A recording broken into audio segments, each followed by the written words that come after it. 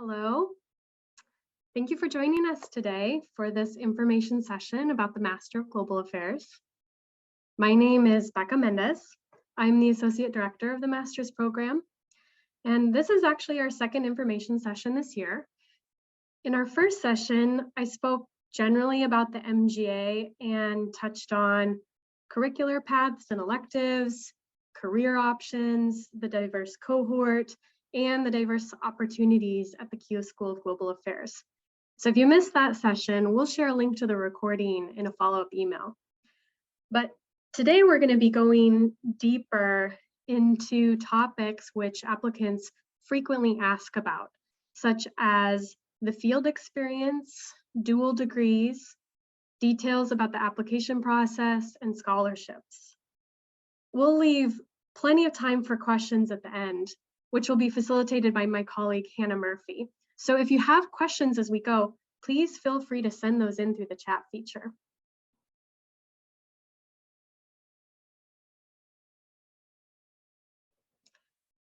First, I want to emphasize that in the MGA, we see that there's many diverse paths that our students can take towards pursuing professions in peace, development, governance, and policy. So to start with, we admit a very diverse cohort. Our students are diverse because of the countries they come from. 60% of most of our cohorts are comprised of international students. And over the history of the program, we've actually had students from almost 60 countries. Our students are also diverse in their backgrounds. I would say that the bulk of our students come into the program having had experience at the grassroots or community level, but not all of them. Some students come in with backgrounds in law, science, the private sector. And during the program, students can pursue diverse curricular pathways with concentrations in sustainable development, governance and policy, or international peace studies. The fieldwork option also opens up many possibilities for students, which I'm going to discuss in more detail today.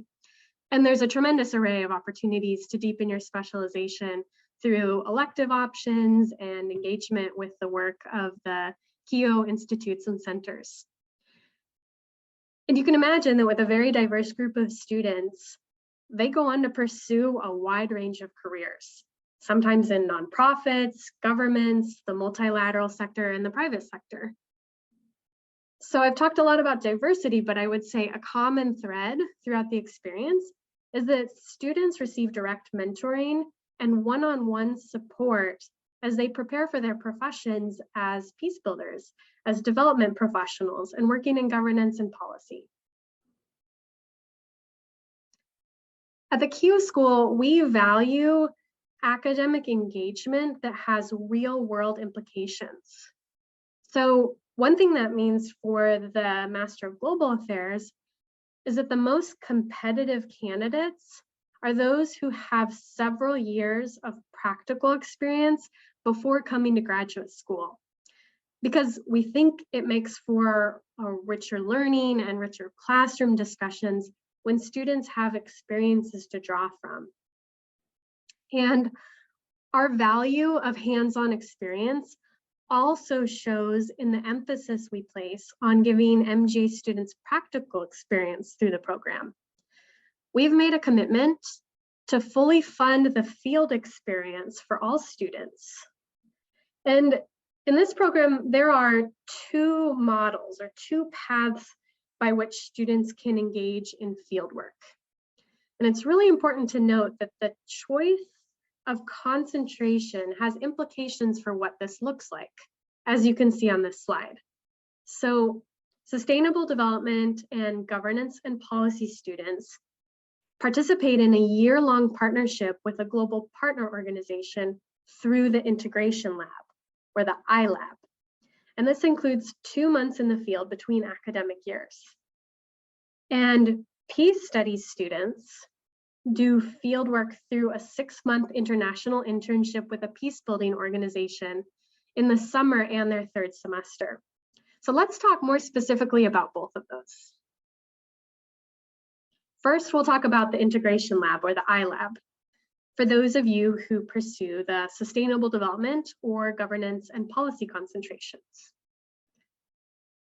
In the iLab, there's a lot of emphasis on working with diverse teams to develop collaborative approaches to address real-world challenges.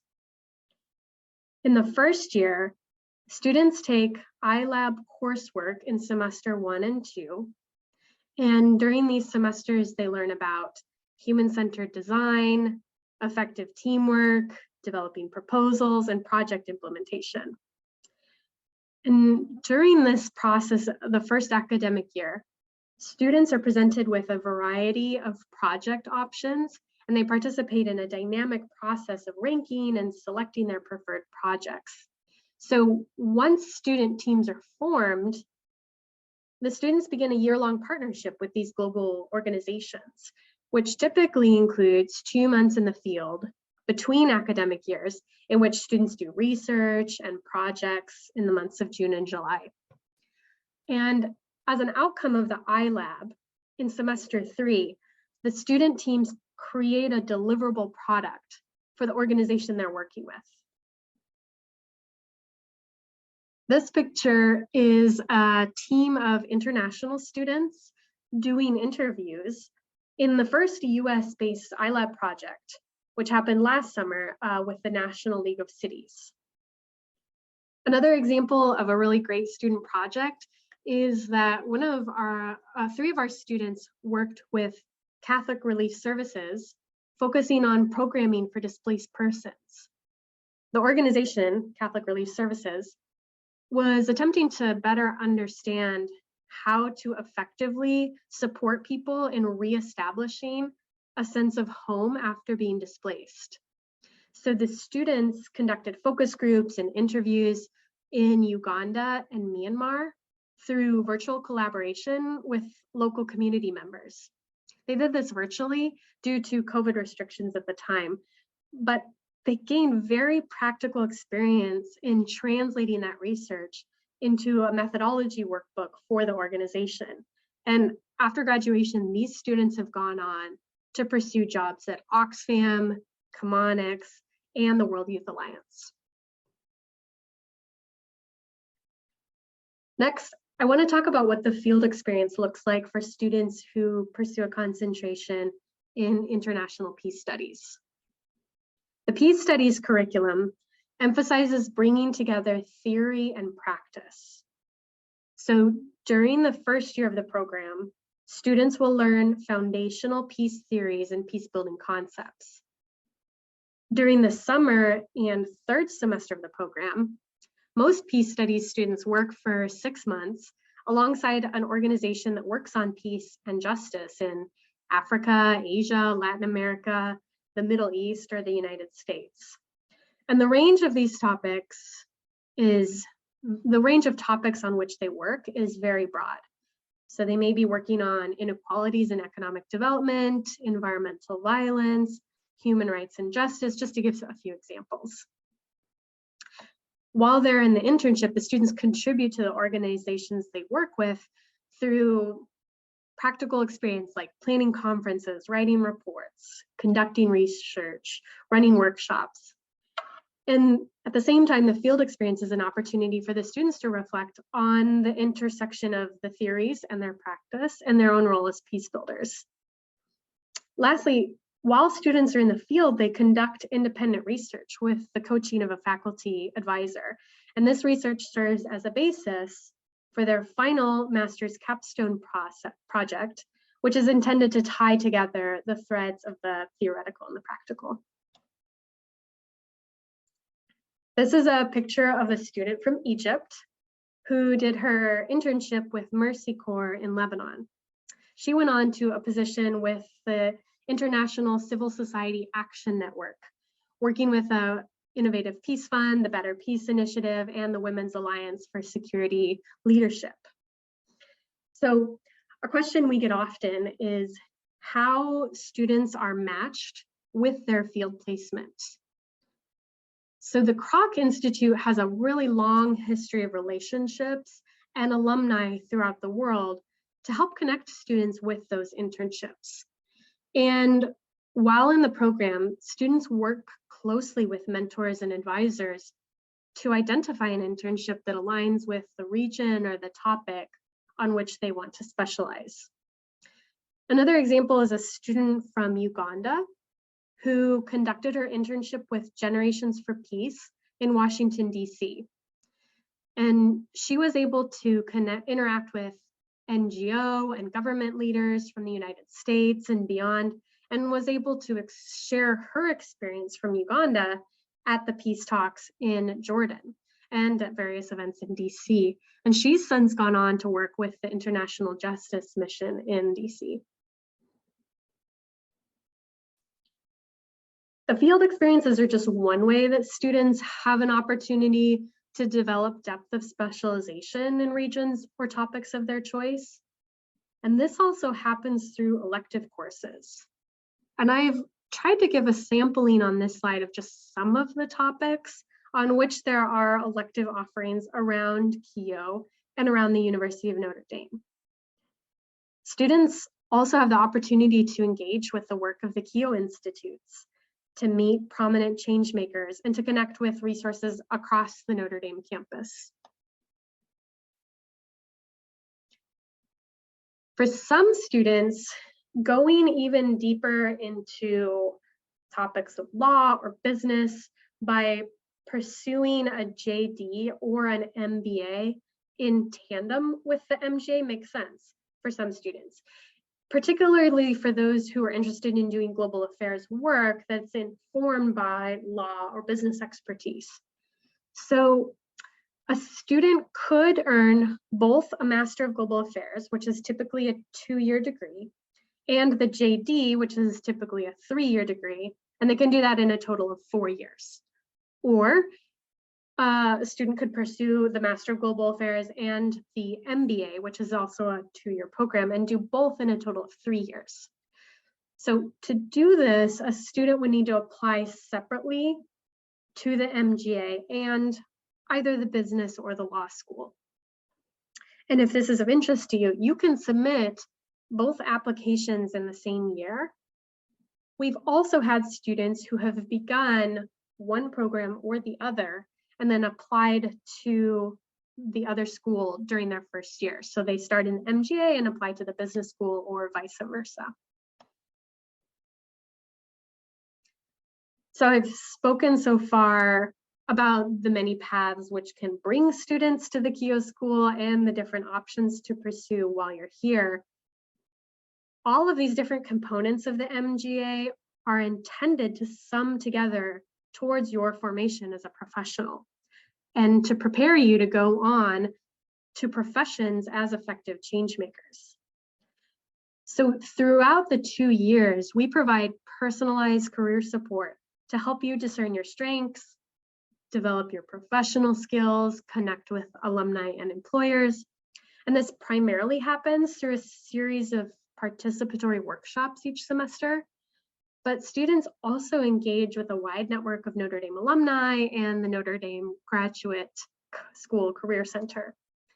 And we're very proud to say that 100% of the class who graduated in May 2021 are already employed or have gone on to pursue further study.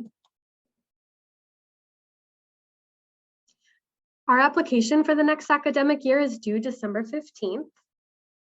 On this slide, you'll see a list of the required components of the application. And I'll give you a bit of advice. You really want these different components of the application to make a cohesive picture of where you're coming from, where you hope to go after graduate school, and how this degree helps get you there. Take note that the application is the point at which you select your concentration. And it's helpful if you can articulate why the particular concentration aligns with your interests and aspirations. A few other details to note.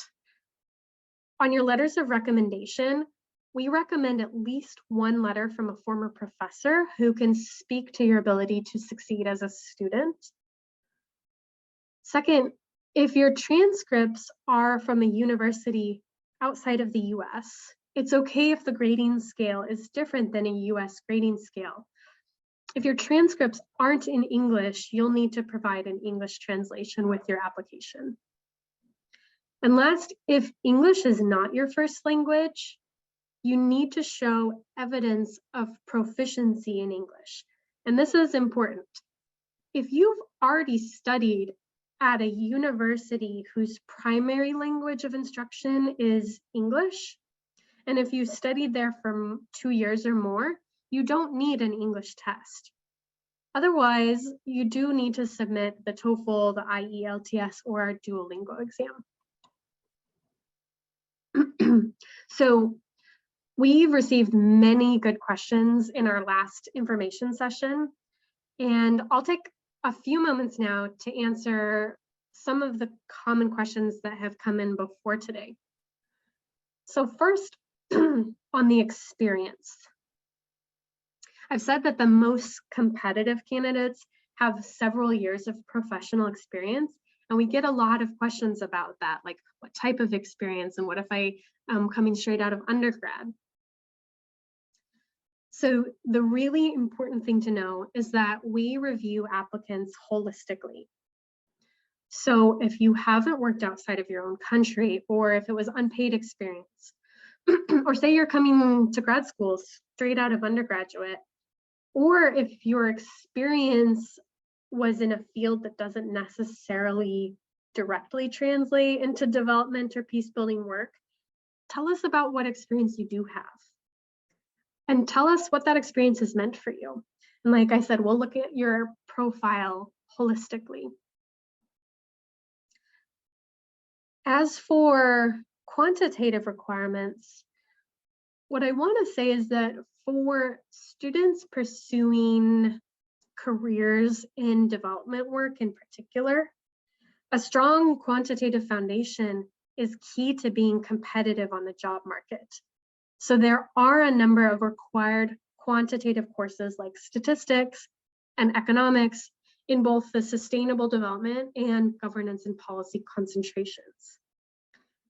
So what that means is that students who apply to those two concentrations are going to be better placed for admission and success in the program if they have taken some introductory coursework in micro and macroeconomics or statistics.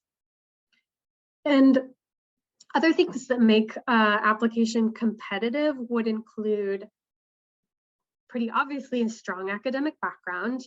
And for us, that means at least a 3.0 on a 4.0 GPA scale or a B average.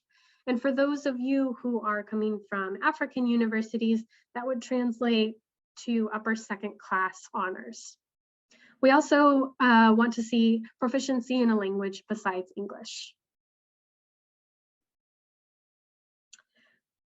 To answer a few more questions that we frequently receive, if you already have a master's degree, that isn't a deal breaker, but it would be incumbent upon you in your application to explain how this degree would open doors for you in a different way than the degree that you already have.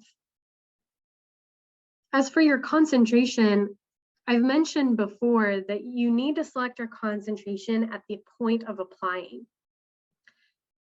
And one thing I want to emphasize is that on the one hand, the concentration you choose does have implications for the structure and content of your graduate experience. On the other hand, no matter what concentration you choose, you'll have lots of space, especially in the second year, to engage with elective options from other concentrations. So for example, students who are in the sustainable development or governance and policy concentration have the option to pursue a graduate minor in international peace studies. Finally, a really important question on a lot of people's minds is scholarships. All qualified students are eligible for merit-based scholarship. The level of support is variable, and it ranges from partial tuition funding to full tuition scholarships and stipends for living expenses. Candidates are evaluated based on merit, and we also consider student need when assigning financial aid. Admitted applicants to the Peace Studies concentration receive a full scholarship for tuition and living expenses. Applicants to Sustainable Development and Global Governance and Policy can also receive full scholarships. Please note that you'll be most competitive for the concentration that best aligns with your interests and the career path that you plan to pursue. Before I wrap up and we turn to your questions from today, I want to conclude by saying that in the Master of Global Affairs, you're going to have opportunities to gain practical, hands-on experience through fieldwork. You'll learn alongside classmates from all over the world, and you'll have the support of some incredible mentors as you discern your career path. I hope that all of you on this call, all 100 of you, will plan to apply by December 15th. Here's the contact information if you have other questions that we don't get to today, questions about the program or the admissions process. And at this point, we're gonna turn to the questions that you've submitted through the Q&A feature. And I'll be joined by my colleague, Hannah Murphy, who's gonna help us facilitate those questions. Great, thank you, Becca, and welcome to everybody from all over the world. We've been monitoring your questions coming in. My colleagues, Jody and Sebastian, have also been responding to those in the Q&A chat feature. But as we've kind of started to collect these, I'll start with a few questions that have come in that I think are really applicable to everybody on the call. So Becca, first, how many people typically apply each year and how many people get accepted? Yep, great question. So last year we had 600 applicants to the program, and in typical years before that, it's been around 400. And our admitted class has ranged between 35 and 45 students. And I anticipate that we'll continue on that similar trajectory. Great. Does the MGA program have GRE requirements for admission? Not this year. We have decided that we will waive the GRE in this admission cycle. But I would note, because we get some questions about this, if you've taken the GRE, you can upload your score. And I've talked about how we look at candidates holistically. That would be reviewed as just one more data point in your profile. Great. Another question from an attendee in Singapore. Thank you for submitting this. Are students placed in internships or fieldwork positions where they're able to speak the local language or have a connection to the place? This is such a great question, and I want to dig into it a little bit more rather than giving just a short answer. So I spoke a bit today about the process by which students are assigned to or matched with either an internship or an iLab project. And I tried to give a sense that it's a pretty dynamic process in which, you know, we hear the student voice and the student is having discernment conversations with their advisors and mentors. And I've observed different students approaching this different ways. Sometimes students come into the program with real deep experience in a region of the world or on a topical issue. And in some cases, it makes sense to use that field experience to go even deeper, to go back to that region, to focus on that same topic in a different part of the world. Maybe you have transitional justice experience in Colombia and you want to go to South Africa and learn about their transitional justice process so that you can have the comparative view. For other students, rather than going deep in an area where they already have some expertise, the field experience might make sense as an opportunity to gain breadth, by which I mean going to a part of the world you're unfamiliar with or focusing on a new topic to kind of broaden your profile. And what I hear in the question from the candidate from Singapore is there an opportunity to go where you speak the language and you engage with the local community? And the answer is very much yes. At the center of the Keough School of Global Affairs is the concept of integral human development. So in all of what we do, we're trying to focus on peace, development, governance, policy work that keeps human dignity at the center of our work. And so the way that plays out in the fieldwork is, a real value of the actual communities that you're working with, and accompanying with them and being informed and bi-directional giving and taking. So yes, I think I really appreciate that question, and thanks for sending that one in. And I'll chime in a little bit too, as well as with the iLab partnerships. We look for language proficiency for if the partner is needing that for the fieldwork specifically. Now, if there is not a language capacity on the team, then we typically use translators in the field to help with that process. But it is always helpful if there's a fluent language speaker on that team for those particular countries. But just like Becca had said, sometimes people divert and try to do new skills. And so it's not always required that you apply for an internship or pursue a specific project because of your language abilities. But yeah. Another question that I think you've touched a little bit on the deadline to submit the application, but now if they've submitted an application, when should they hear back from a decision? Good. We review all applications in one cycle after the deadline. And so the bulk of applications will review after December 15th. Typically, in a normal process, we are able to notify applicants of whether they have been admitted or not in the month of March. So for those ahead of the game candidates that have already submitted, buckle your seatbelt and sit back for a little while, and you'll probably hear from us officially in March. Would you provide some suggestions on how to submit a great statement of intent when applying? That's a great question. I typically give one piece of advice about the essays, and it's this: a lot of people will be looking at your application essay. Like there's a lot of members on the different layers of committees that review. And so I think it's wise to get feedback from as many different people as you can on that, your recommenders, your colleagues, and take their feedback, since a lot of people will be looking at your essays. But like I said, what we want to have clear after reviewing your whole application is where you're coming from, where you're hoping to go, and why the master's program makes sense in that trajectory. Great, I think that's really helpful, framing that statement. A few more questions about the application process, if that's okay.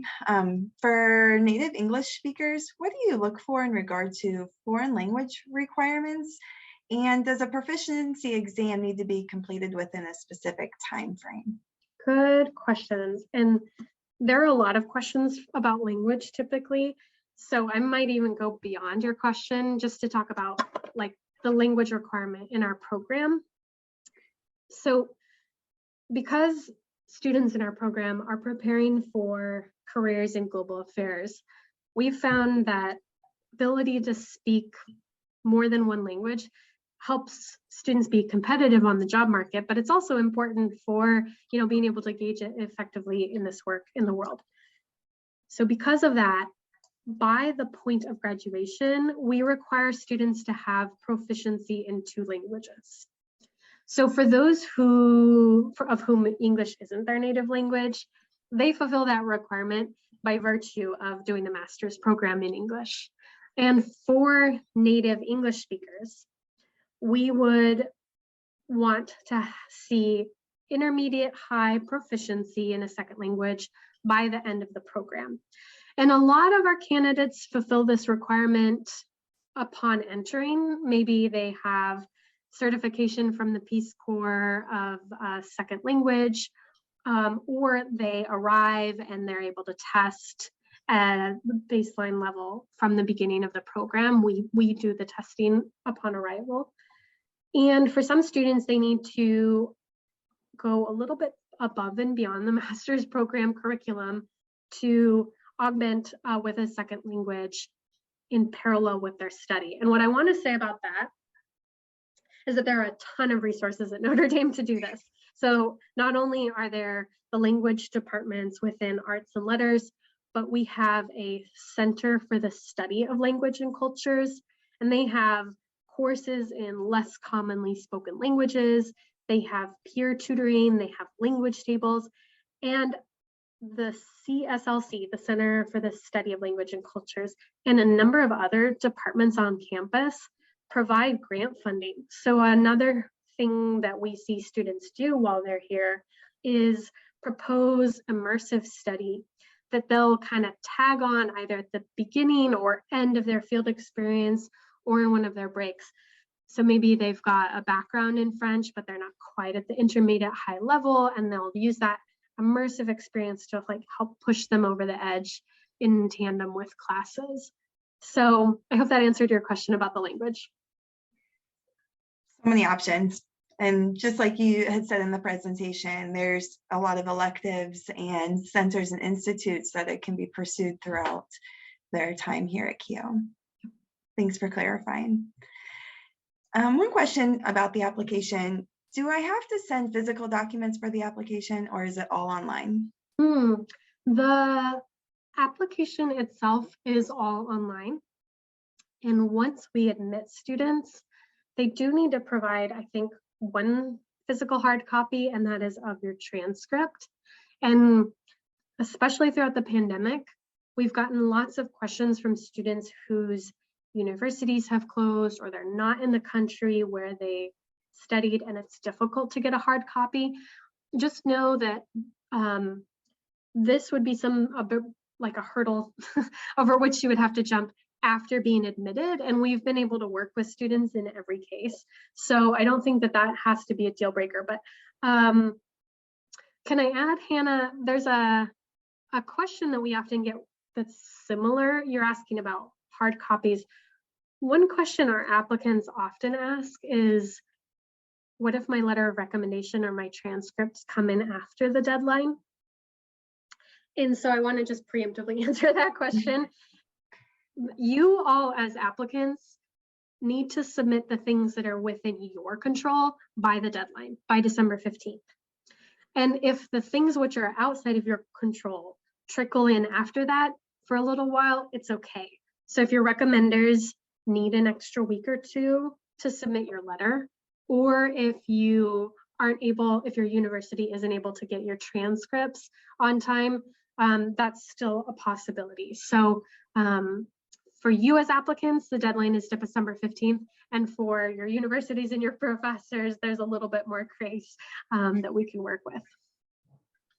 Kind of going along with those lines, another question was, what if the recommendation was submitted before the application? I know you said it was okay if it came after, but what about before? Good point. So I actually don't know the technicality of it, and maybe that needs to be a follow-up question to our email, keough-admissions@nd.edu. But my inclination is that your recommenders, like when you're submitting the application, you put their names and they can submit their letters, and that gets wrapped up with the package of your application that gets fully submitted once you hit submit. Great, thanks. I have a couple of questions now regarding financial aid and scholarships. Would you mind answering how to apply for scholarships? How does that process work? Great. So the important thing to know is that by the virtue of submitting your application to the program, you're already considered for many merit-based scholarships. just on the basis of your competitiveness as a candidate. And we've implemented a new process by which we can also evaluate the financial need of an applicant in addition, which is a second form that you'll be prompted to submit after beginning your application. So that's the kind of the two phases. And the third thing I'll say is that in March, when we notify candidates of whether or not they're admitted to the program, that comes in usually about the same week with some information about your whole financial aid situation so that you can evaluate, is this going to be an experience which I can pursue and which will be affordable to me? So we give very generous funding, and I would, encourage all of you just to submit the best application you can, because that's the way to, best position yourself for these scholarships. And just to tie into the scholarship question, does this also apply for the dual degree program applications? Good. This is I'll untangle that a little bit. And what I want to say first is that those who pursue the dual degree are receiving independent degrees, both from the Keough School of Global Affairs and the law school or the business school. And so the implication of that is that the law or business school make their own admissions decisions independent of us.